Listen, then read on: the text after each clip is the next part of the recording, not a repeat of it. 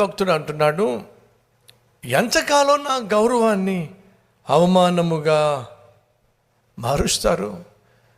మీరు నన్ను ఏదో అవమానపరిచేసేయాలి, నాకేదో కీడు చేసేసేయాలి, నాకేదో హాని చేసేసేయాలని అనుకుంటున్నారు. కానీ తెలుసుకోండి ఈ విషయం ఏమిటి? నా దేవుడు నన్ను తన కుమారునిగా ప్రత్యేకించుకున్నాడు.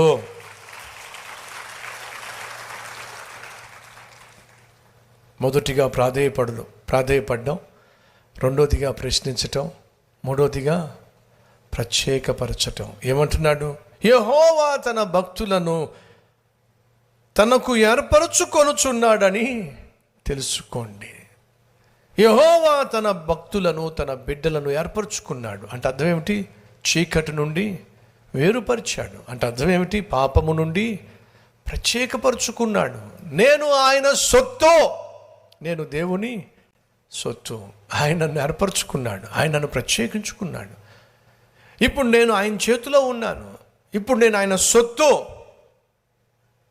నాకేదో వ్యతిరేకంగా మీరేదో అవమానాలను, అపకీర్తిని అంటగట్టాలని ఆరాటపడుతున్నారు. కానీ తెలుసుకోండి, పరిశుద్ధుడైనటువంటి దేవుడు నన్ను ఏర్పరచుకున్నాడు, నన్ను ప్రత్యేకించుకున్నాడు.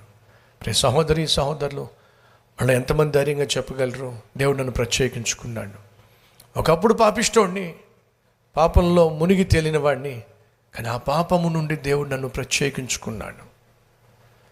పాపిష్టి జీవితం జీవిస్తూ, పాపిష్టి స్నేహితులతో తిరుగుతూ, పాపిష్టి వాటి కోసం పరుగులు తీస్తూ, పతనమైపోతున్న పాతాళానికి పోతున్న నన్ను దేవుడు అడ్డుకున్నాడు. తన ప్రేమతో, తన క్షమతో నన్ను తన కుమారునిగా, కుమార్తెగా ప్రత్యేకించాడు. దేవుడు నన్ను ఏర్పరచుకున్నాడు. నాకేదో కీడు చేయాలని అనుకుంటున్నారు, సాధ్యం కాదు.